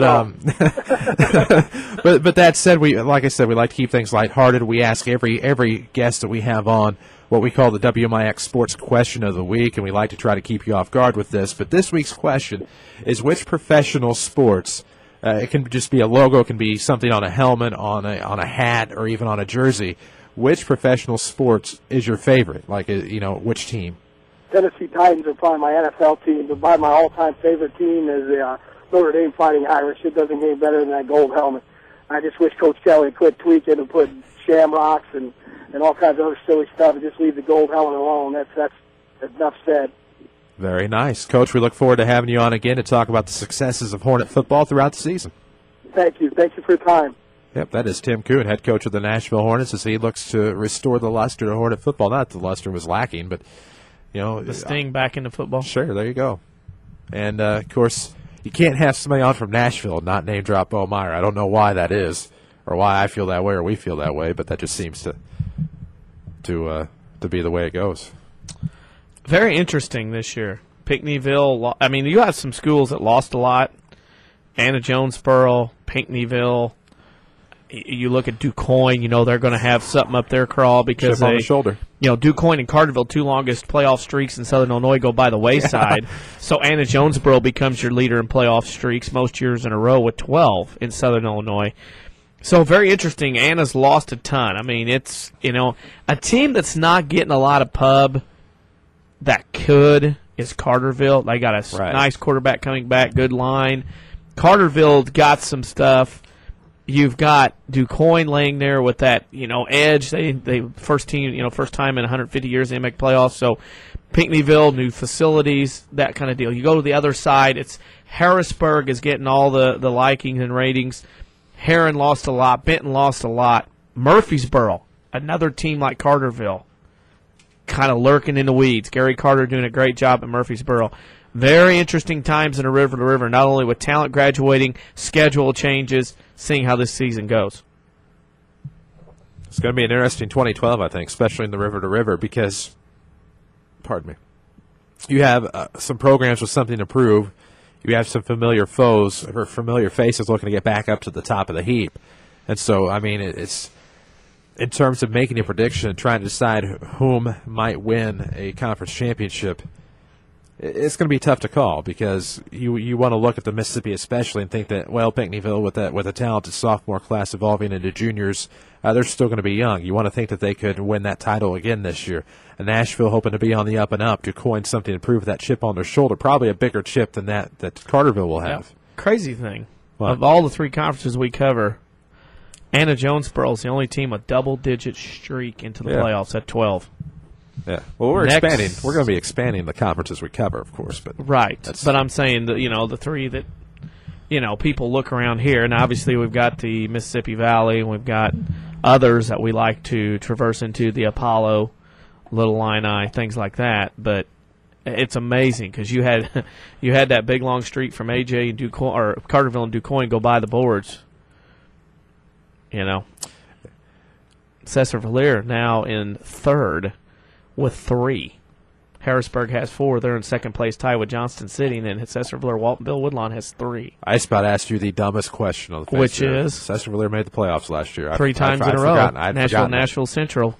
I only did the playoff game on the radio. Yikes. Yeah. I've literally blocked everything out games over the summer. I will be in shape mentally when it comes time to start doing games again on the 23rd, but it's just like, man, checked out kind of for the summer. But maybe next week we can break into the stats I have as regarding winning those first 2 games, splitting those first 2, losing those first 2. Yeah. That'll be a good time because I'm sure we'll have plenty to talk about next week as well. We'll touch on the South 7 Conference, maybe some miscellany mixed in there as well. We'll have to see how that goes. As we preview your football season coming up, we talked Black Diamond last week. We talked River to River this week, and I'm proud of 7 of the 12 coaches. We had 8 interviews on today, made room for Chad Harper, new head coach at Whipper Township, but had 7 of the 12, and beyond that, we brought you what we felt was going to be the most interesting aspects of the River to River this year, and certainly hope that you enjoyed it, and hope that you'll enjoy next week as well as we preview the South 7 Conference, among others. Don't forget also next week at Ford Square, it's a drive one for your school event from 9 o'clock till 3:30. Test drive a select Ford or Lincoln motor vehicle, and up to $6,000 will be donated back to Mount Vernon Township High School, courtesy of Ford Square and the Ford Motor Company. That's up to 300 vehicles test driven, $20 per vehicle. That's $6,000. But you can also have up to $2,000 more donated through test driving a Ford Escape. If you go back and test drive that, $10 more will go back. So see how you like the Escape afterwards. No pressure. You'll test drive with the Mount Vernon head coach.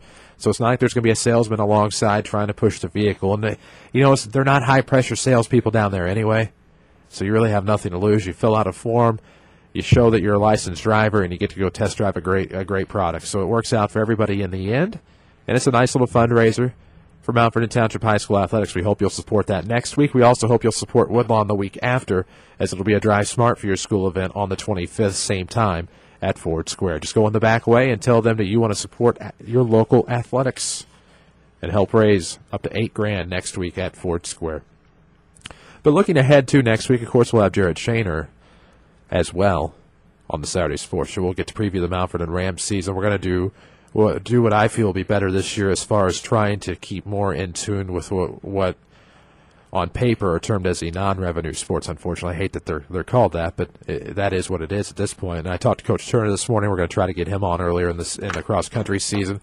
Quinn McClure, pretty well a lock to talk golf with us here on the Saturday Sports Show. And golf, if I'm not mistaken, is the first Mount Vernon event to start. You have Mount Vernon. Girls golf will start Monday at the Mount Carmel tournament. Yeah. Waltonville girls golf team will also be there. Woodlawn golf starts this week, boys and girls, on Wednesday. Boys golf, Mount Vernon starts Thursday at Benton. That'll be a tremendous match. So all that goes Mount through. Vernon golf, the first Mount Vernon event to start. Volleyball, baseball, cross country, tennis, football.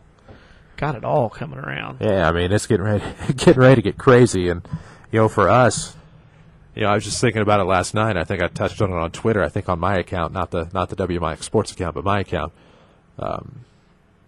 Thursday night, the 23rd, will literally be the end of the summer and the end of free time as we know it. Because at that point on, be home sparingly until probably the first week of June or later. Mm-hmm. And that's the crazy part about it. We love what we do, though. Oh, we do, and we're proud to be bringing it to you, of course. Don't forget, if you missed any of last year's action, you can catch our archived broadcast on mywithersradio.com, video, audio as well. This show will be up sometime later today, so if you're tuning in late, missed an interview, you want to go back and hear it, it'll be available on demand on mywithersradio.com. Just go to the WMIX website, and you'll want to find our sports tab. It's a drop-down, or you can click on the tab itself and get more local sports information. But there's all kinds of info available, even some highlights from last year in terms of video, along with the call of the game. It's something really cool we feel we've done, and we're trying to get better at what we do. That's why we're putting the archives up there, because we do realize there is a lot of info out there. And, of course, you can stay up to date on social media as well. All of that, links to all of it, available on the WMIX website on mywithersradio.com. Just click on the sports tab, look for the sports tab, and that is really all you need to access everything WMIX Sports. I know I'm forgetting something. There's something else I feel like I was supposed to announce today. I cleaned, and I went through yesterday. My sports desk and my sales desk are back to back. I volleyball the 23rd. Organized both of them. So we took care of volleyball. Drive. Football. Drive. Woodlawn Drive. Got that in there. Got Woodlawn Drive in. Oh, St. Louis Rams football tomorrow. 12 o'clock. The broadcast starts on AM 940 as the Rams take on my Indianapolis Colts in the first week of the pro season. They're my Rams, they're my Colts, so I win twice, I suppose. But AM 940, Steve Savard, DeMarco Farr will have the action. We'll cut into the broadcast at about noon. It is a 12:30 kickoff, but we'll start it at noon after our Sunday morning programming is finished. We'll commence upon St. Louis Rams football. Hard to believe that we are already in NFL postseason, and I'll tell you the thing about NFL postseason, it's just like spring, post? I'm moving ahead of myself here. Yeah.